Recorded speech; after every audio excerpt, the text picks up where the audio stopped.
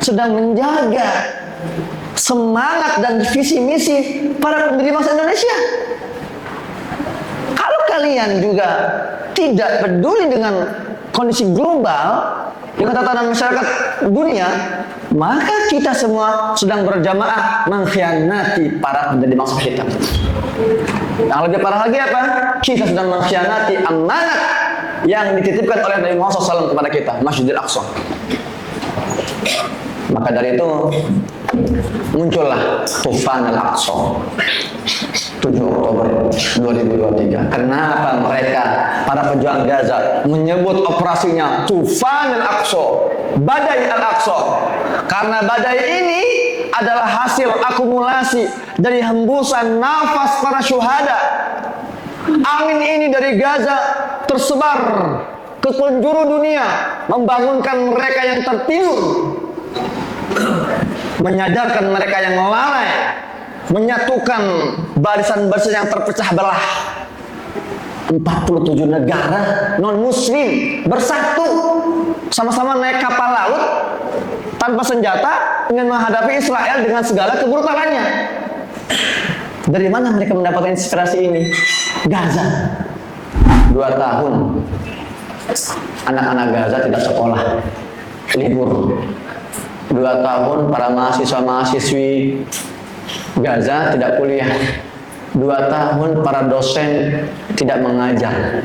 Tidak ada kegiatan belajar mengajar di Gaza selama 2 tahun karena mereka sedang sibuk menyekolahkan kita semua. Mereka sedang sibuk 2 tahun terakhir mengajarkan kita semua arti sebuah perjuangan, arti sebuah pengorbanan, arti sebuah kebenaran. Dan mereka tidak mengajarkan kita dengan tinta-tinta pena, tinta-tinta spidol. Mereka mengajarkan kita dengan tetesan darah mereka. Kita ini sebetulnya sadarnya sebatas apa sih? Kita bergerak untuk Palestina apakah masih dalam layer kemanusiaan atau sudah sampai layer akidah?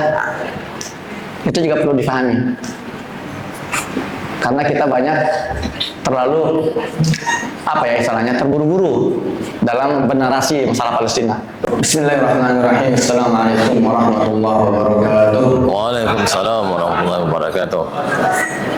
Alhamdulillah. Wassalatu wassalamu ala Rasulillah Muhammad bin Abdullah, qaidil mujahidin fi sabilillah, wa ala alihi wa ashabihi wa mawalah, wa man ittaba'a ila yaumil qiyamah. Amma ba'd. Masya Allah, kana ma lam yasha' lam yakun, la hawla wa la quwwata illa billah. Rabbi shrah li sadri wa yassir li amri wa hlul 'uqdatam min lisani yafqahu qawli. Rabbana zidna 'ilma. Alhamdulillah yang saya hormati Ibu Hajah, Bapak Wakil Rektor, dan para dosen yang hadir di sini, para mahasiswa-mahasiswi. Senang sekali pagi hari ini saya bisa berada di Universitas Muhammadiyah Riau untuk berbagi, sharing, dan untuk berdiskusi seputar Palestina. Namun, izinkan saya memperkenalkan diri sekali lagi. Nama saya Muhammad Hussein. Orang lebih mengenal saya dengan Muhammad Hussein Gaza. Karena memang kiprah saya selama 12 tahun tinggal di Gaza, membangun rumah sakit Indonesia di Gaza, kuliah di Universitas Islam Gaza, jurusan Syariah Islam. Jadi saya berpikir sebelum saya ke Gaza, saya kira Gaza itu tempat Al-Quran dan dari itu nggak kebayang oleh saya ternyata di Gaza itu banyak universitas, bahkan kampus-kampus di Gaza itu masuk dalam jajaran kampus terbaik di Timur Tengah dari berbagai aspek, termasuk aspek hijaunya, kemudian aspek ilmuannya, jumlah akademisinya. Dan 2012 dengan izin Allah, sebuah kehormatan, saya diberikan beasiswa oleh rektornya langsung di Universitas Islam Gaza. Ini kampus, nanti bisa dicek di Google ya, sekarang sudah hancur lebur, sekarang sudah rata dengan tanah. Kampus ini didirikan oleh seorang mujahid yang fenomenal, seorang syekh, seorang ulama besar dengan keterbatasan fisiknya namun sangat ditakuti oleh Zionis dan Amerika. Syekh Ahmad Yasin rahmatullah alaih. Kampus ini yang sepanjang perjalanannya telah melahirkan banyak tokoh-tokoh besar. Ismail Haniyah yang syahid di Iran, Abu Ubaidah sang juru bicara, Yahya Sinwar sang panglima, Muhammad Abdaif. Nama-nama ini yang sudah syahid sekarang. Jadi mereka ini satu alma mater dengan saya di sana. Setelah kuliah S1 syariah, saya kuliah lagi di satu ma'had namanya Markaz Nafhah. Dan jurusannya unik, saya rasa hanya ada di Gaza itu jurusannya. Asy'un al-Israiliyah, urusan keisraelan. Nggak tahu di Umri ada itu ya? Belum ada? Oh, segera dibuka itu. Jadi dalam fakultas itu kami mempelajari seluruh dimensi tentang Israel. Sejarahnya, budaya, politik, sosial, ekonomi, finansial, militernya kita pelajari. Bahkan sampai saya bisa bahasa Ibrani. Ani min Dabir Afrit of Mi'ot Kote Vekohe Baru Hashim. Itu bahasa Ibrani itu. Karena ada sebuah pepatah Arab, man ta'allama lughata qaumin amina makrahum. Barang siapa yang mempelajari bahasa sebuah kaum, maka dia akan selamat dari makarnya. Dan saya juga memang basic saya seorang jurnalis. Saya sebelum ke Gaza saya kuliah jurnalistik. Jadi saya harus bisa mengambil sumber itu dengan prinsip cover both side, mengambil sumber dari dua belah pihak. 2011 saya mendirikan Rumah Sakit Indonesia bersama teman-teman. 2014 saya mendapat anugerah lain, yaitu meminang seorang muslimah Gaza, ponakannya Menteri Agama Palestina saat itu. Meskipun saya niat ke Gaza bukan mau nikah ternyata.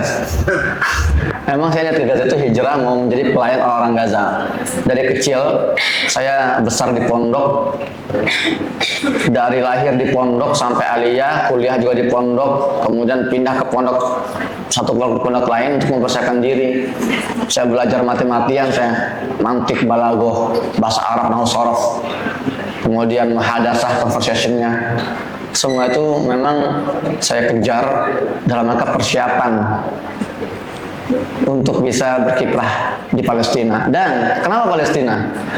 Mungkin sebagian dari teman-teman melihat aktivitas kami, para aktivis Kepalestinaan, ini sekedar aktivitas kemanusiaan. Penggalan donasi, kemudian distribusi bantuan.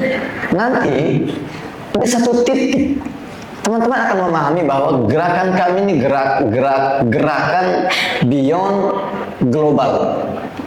Selama ini kan kalau kita bicara go internasional, kiblatnya Amerika ya, Eropa, para praktisi seni, para penyanyi. Kalau mau go internasional gitu ya, para artis Hollywood misalnya, atau Sony Music, go internasional dalam hal hiburan. Tapi yang jarang difahami, dan saya harap anak-anak muda terutama mahasiswa-mahasiswi ini memahami ini, bahwa kiblat politik, militer, kehidupan sosial untuk masuk ke ranah go global itu Palestina. Kalau hiburan silakanlah kalian ke Amerika. Tapi kalau kita bicara keseriusan, mengupgrade diri kita, mengupgrade kualitas kita sampai ke tahapan global, pintu masuknya adalah Palestina. Bahkan kalau kita mengutip ayat-ayat Al-Quran, sudah bukan lagi go global kalau Palestina, go universal. Memang sudah benar-benar alam semesta. Selama ini kita mengetahui Palestina tanah yang berkah. Surat Al-Isra ayat 1, alladzi barakna haulahu, gitu kan, yang kami berkah sekelilingnya. Tapi yang jarang dibahas adalah surat Al-Anbiya ayat 71. Allah berfirman, a'udzu billahi minasyaitonir rajim, wa najjaynahu wa lutan ilal ardi allati barakna fiha lil alamin. Wa najjaynahu, dan kami selamatkan dia, Ibrahim alaihissalam, wa lutan, dan Nabi Lut alaihissalam. Ini dua nabi yang hidup dalam teror dan persekusi kaumnya. Kata Allah, kami selamatkan keduanya ilal ardi, ke sebuah tanah, ke sebuah negeri, allati barakna fiha, yang kami berkahi di dalamnya, lil alamin, untuk seluruh alam semesta. Dalam ayat ini ada beberapa pelajaran penting. Pertama, memang tradisi langit, tradisi ilahi, tradisi robbani, ketika melihat para nabinya dipersekusi, mau dibunuh, mereka dipulangkan ke tanah kampungnya. Makanya Nabi Ibrahim diperintahkan oleh Allah, kamu pindah ke Palestina. Nabi Lut juga sama. Nabi Musa juga sama. Nabi Musa ketika berhasil membebaskan Bani Israel, kan Allah perintahkan ke Palestina kan, cuma Bani Israel ngeyel. Nah di sini Bani Israel kepedean, tuh kan Allah nyuruh kami ke Palestina, memang ini tanah kami, bukan cuma kalian. Semua nabi dan rasul memang Allah perintahkan ke sana. Nabi Daud alaihissalam ketika perang melawan, bertempur face to face, one by one melawan Goliat, Jalut, itu kan pertempuran pembebasan Masjidil Aqsa itu. Jadi memang tradisi Rabbani, nabi-nabi yang dipersekusi Allah arahkan ke Palestina, karena itu memang kampung halaman para nabi. Bahkan Nabi Muhammad SAW, ketika Nabi SAW hidup dalam tahun tersulit, Amul Huzun, meninggal pamannya Abu Talib, meninggal istrinya. Ketika Abu Talib meninggal, yang notabene merupakan pimpinan kabilah Quraisy dan pimpinan Mekah, siapa yang lalu menggantikannya? Abu Jahal. Langsung dengan sigap dia mengatakan, hari ini saya mencabut suakanya Muhammad. Bagi yang bunuh silakan bunuh. Jadi saat itu Amul Huzan itu benar-benar tahun Nabi itu mendapat persekusi dan teror dari Taif, berpulang dari Taif saat itu juga. Maka Allah perjalankan ke Baitul Maqdis, minal Masjidil Haram ila Masjidil Aqsa. Pelajaran kedua, Allah menyebut tanah tersebut allati barakna fihal alamin, tanah yang kami berkahi dalamnya untuk seluruh alam semesta. Dari sini para ulama menyimpulkan bahwa memang tanah Palestina ini sumber keberkahan tidak hanya dunia, tapi alam semesta. Maka ketika tanah ini dalam kondisi yang stabil, aman, damai, tentram, di bawah kontrol umat Islam, konsekuensinya seluruh alam semesta akan ikut merasakan keberkahannya. Tapi sebaliknya, kalau tanah Palestina ini, kalau Baitul Maqdis ini terinfeksi oleh najis dan kekotoran, penjajahan, kezaliman, maka dampaknya juga akan sampai ke seluruh alam semesta. Hari ini kita melihat Masjidil Aqsa sedang terinfeksi oleh najis Zionisme. Alhasil kita yang di Indonesia pun merasakan hidup dalam sistem najis, serba kotor. Sistem pemerintahan kita yang najis dan kotor, sistem perbankan kita yang najis dan kotor, sistem politik kita yang najis dan kotor, sistem hiburan kita, pendidikan kita. Jadi jangan mengatakan bahwa ngapain sih jauh-jauh ke Palestina, toh di kita juga masih banyak membutuhkan. Di situ sumbernya. Selama tanah Palestina ini tidak dinetralisir, tidak disterilkan dari infeksi itu, maka selamanya tidak hanya Indonesia, seluruh alam semesta tidak akan pernah stabil.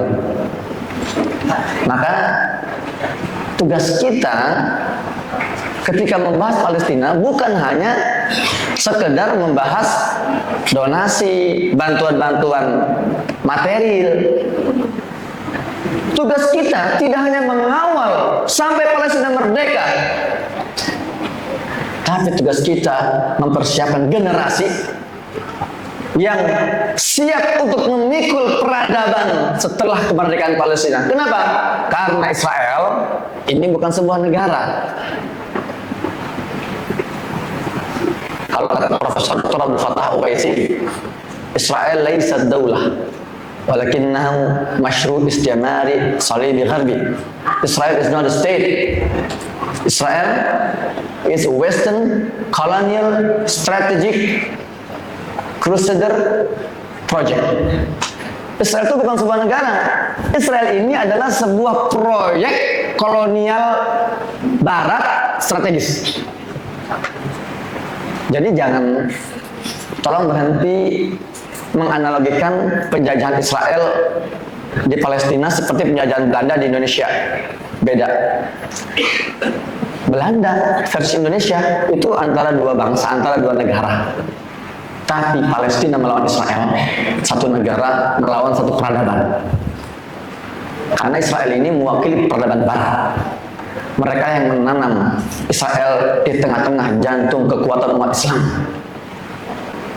Itulah kenapa ketika Gaza melawan Israel 7 Oktober 2023, Amerika kirimkan logistik bantuan, Prancis, Jerman, Inggris, Kanada, Spanyol, Italia.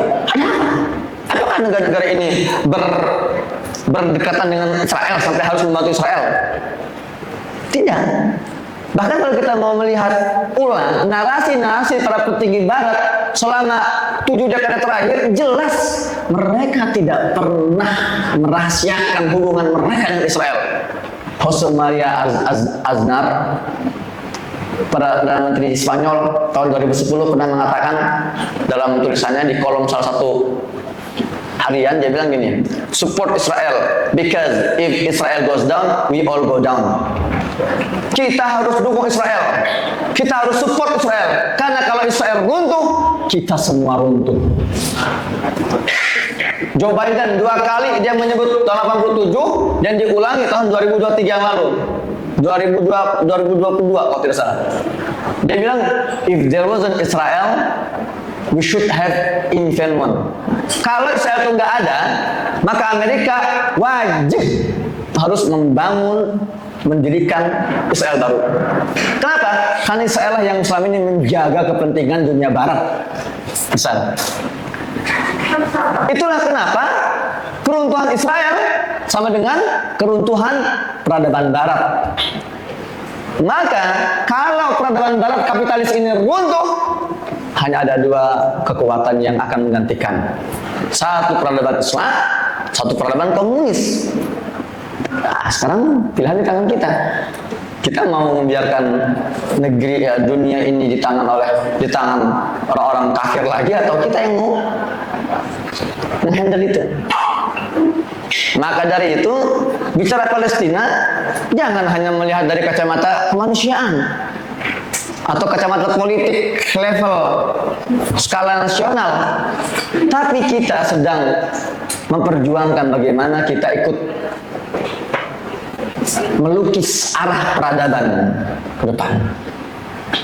Saya ditanya oleh salah seorang mahasiswa ketika di Jogja, Ustaz, apa yang membuat antum begitu energik?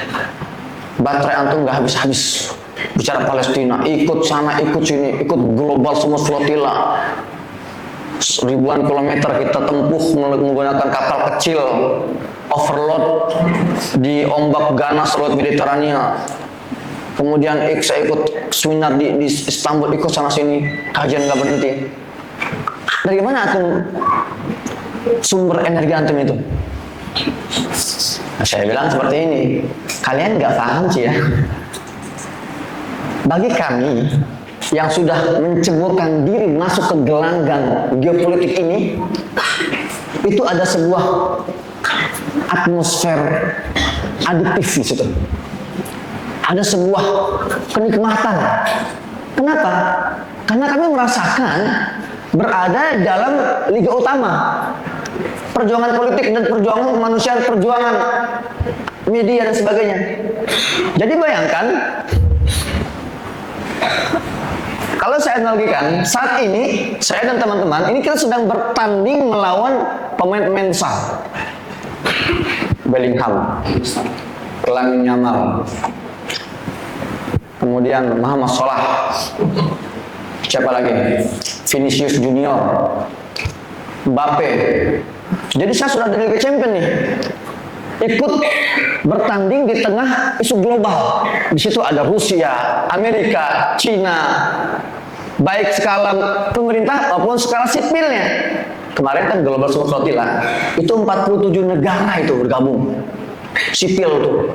Bagaimana mereka bisa bersatu? Karena mereka paham, ini yang kita hadapi ini elit-elit global yang selama ini membuat kita tertidur dan lalai.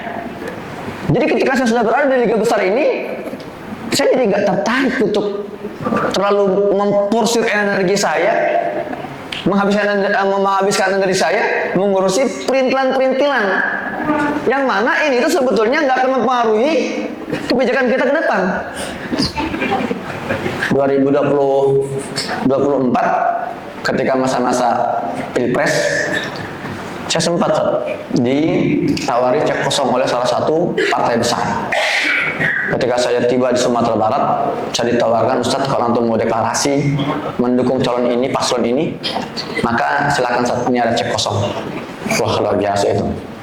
Saat itu saya lagi viral-viralnya, baru dievakuasi dari Gaza. Saya bilang, oke, siap, saya akan deklarasi, tapi saya nggak perlu cek kosong.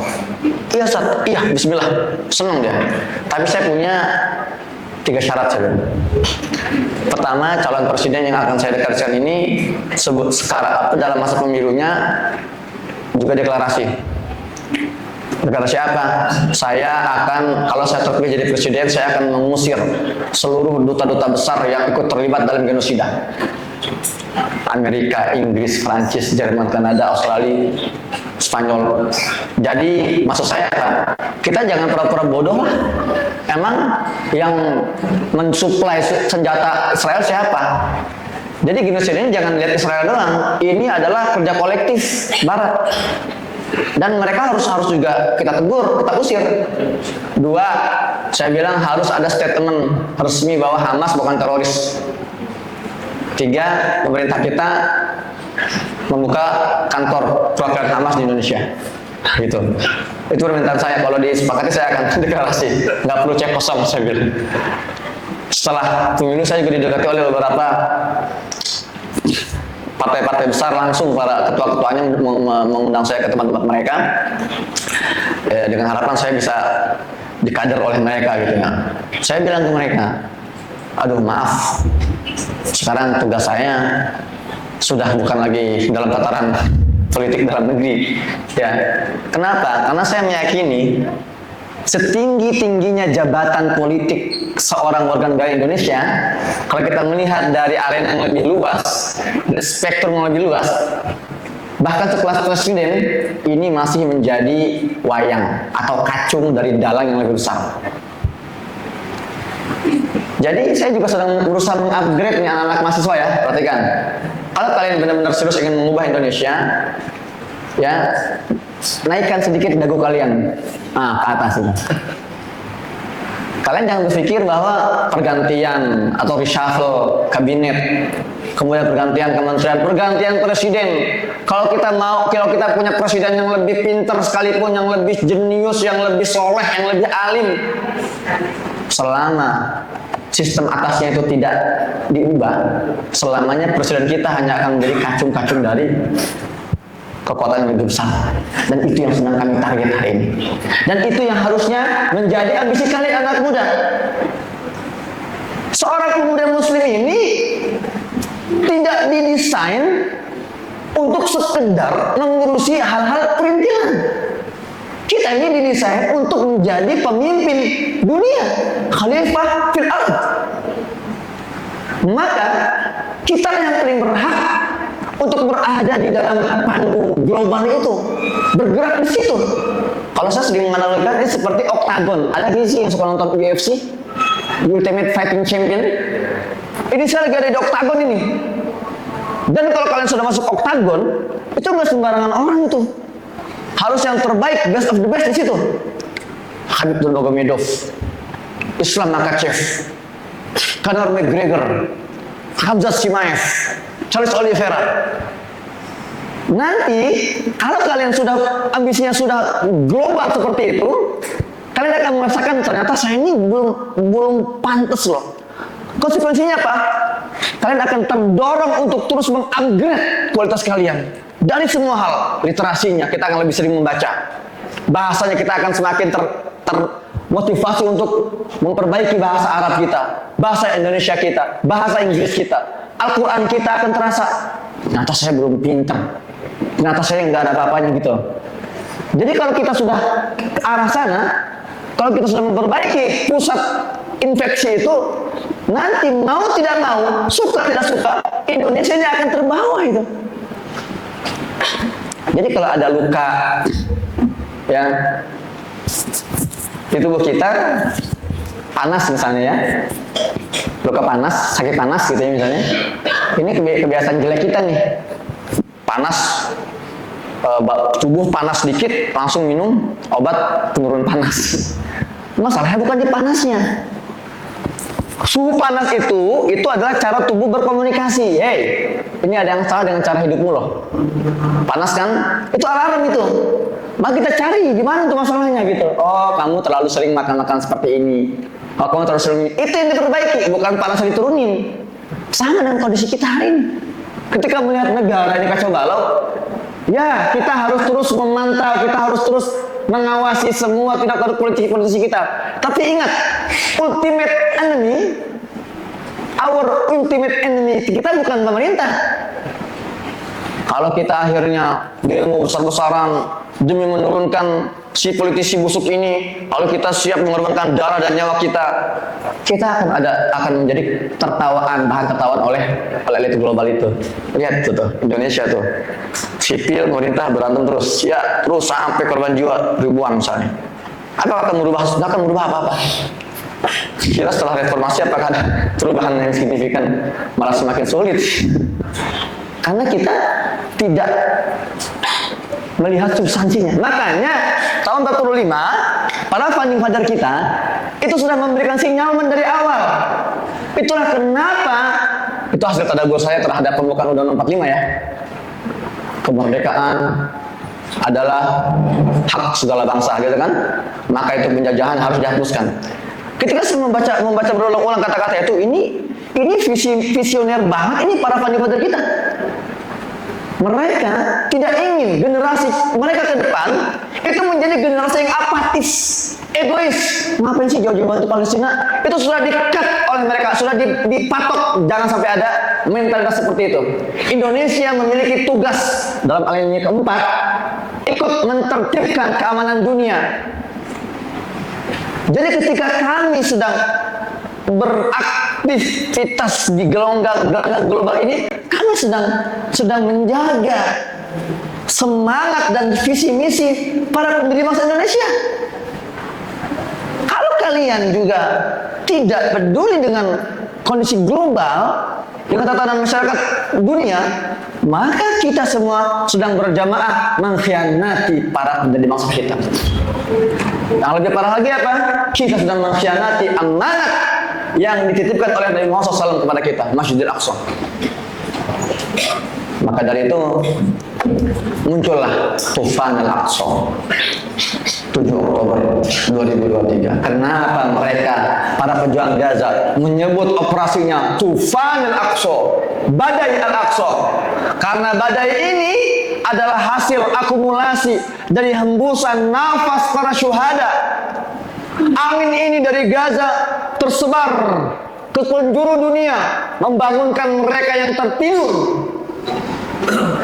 menyadarkan mereka yang lalai, menyatukan barisan-barisan yang terpecah belah. 47 negara non-muslim bersatu, sama-sama naik kapal laut tanpa senjata ingin menghadapi Israel dengan segala kebrutalannya. Dari mana mereka mendapatkan inspirasi ini? Gaza. Kesabaran dan ketegaran itu. Kalau mereka bisa bersatu, kenapa kita nggak bisa bersatu setelah ini? Bukan tembok yang panjang membentang tinggi menjulang antara Rafah dengan Gaza yang perlu kita runtuhkan hari ini. Kalau tembok-tembok blok ada, bisa kita runtuhkan gampang. Tapi yang lebih penting untuk kita runtuhkan adalah tembok yang membentang panjang, tinggi menjulang, menyekat-nyekat jiwa-jiwa kita, memblokade hati-hati kita dalam fanatisme dan egoisme. Itu yang harusnya kita runtuhkan hari ini. Dan itu adalah pelajaran terbesar Tufan Al-Aqsa. Anginnya berawal dari Gaza sampai ke halaman rumah kita, halaman kampus kita. Jangan biarkan angin itu berhenti di depan rumah kita, tapi kita menjadi tenaga-tenaga yang ikut menghembuskan angin itu sampai pemimpinan Masjidil Aqsa. Takbir.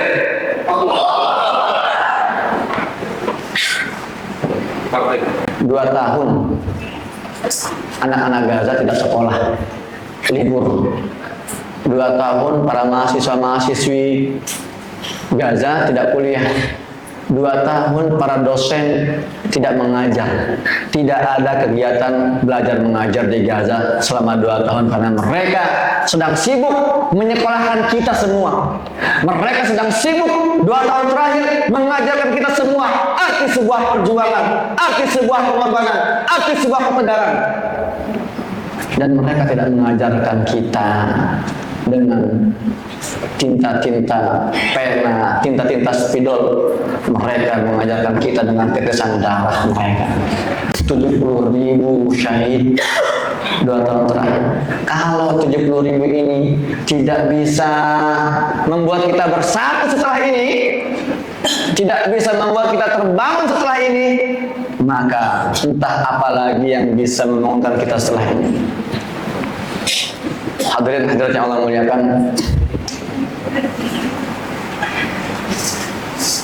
kata guru saya, Profesor Dr. Abdul Fattah Uwaisi, dia bilang seperti ini: stop, berhenti bereaksi emosional, mulailah beraksi strategis. Sekali lagi, berhentilah bereaksi emosional, mulai beraksi strategis. Tangisan kita tidak dibutuhkan, kesedihan kita tidak diperlukan, tapi yang dibutuhkan adalah keseriusan kita mulai hari ini. Ayo sama-sama kita berpikir strategis. Apa langkah strategis?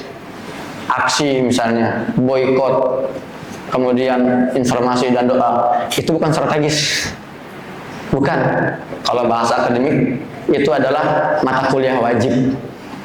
Semua mahasiswa fakultas manapun harus ambil 4 itu: boykot, aksi, informasi, kemudian doa.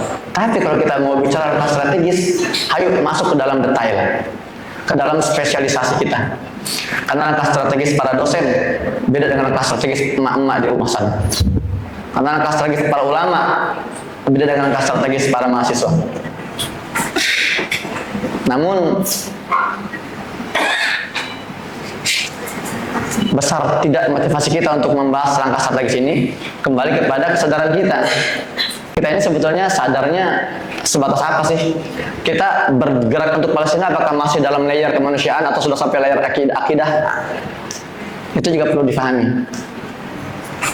Karena kita banyak terlalu terburu-buru dalam bernarasi masalah Palestina. Ustadz Hussein, antum sebagai seorang aktivis, bagaimana melihat solusi 2 negara, misalnya gitu ya?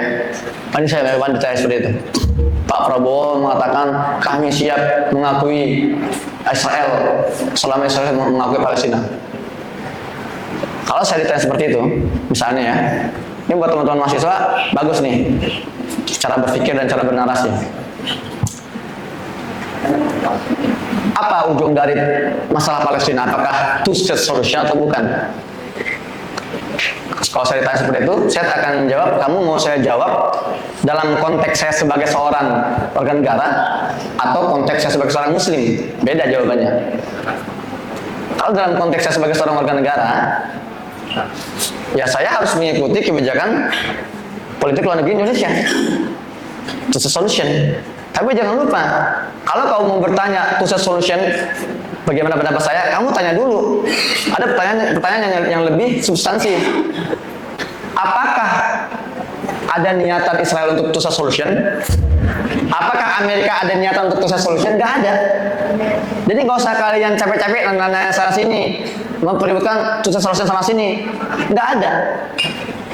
Nah, tapi kalau kalian mau bertanya pada saya dalam konteks orang Muslim, Al-Quran, ayat-ayat Al-Quran yang saya baca tidak ada menyebut namanya two-state solution.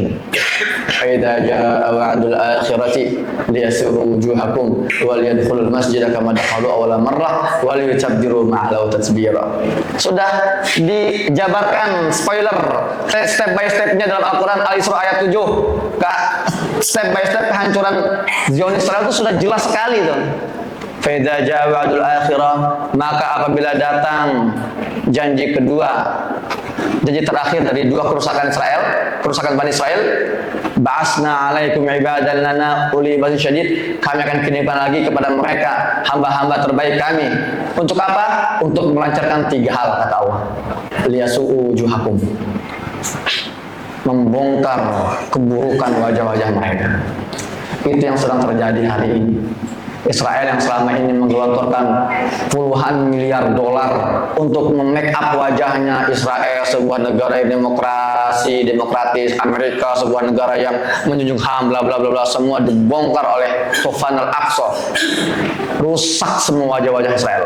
Wajah militer yang hancur, yang katanya tentara terbesar, terbaik di dunia bersama Amerika, ternyata tidak bisa mengalahkan ormas kecil bernama Hamas di Gaza.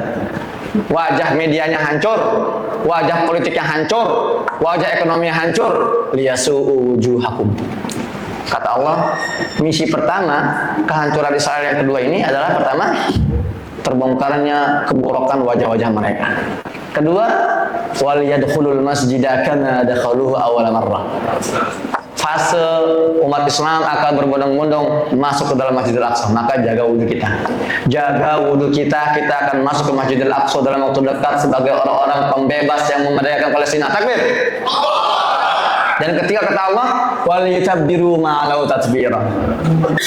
Pasukan ini akan membumi hanguskan, meluluh lantahkan kesombongan Zionis itu sehancur-hancurnya.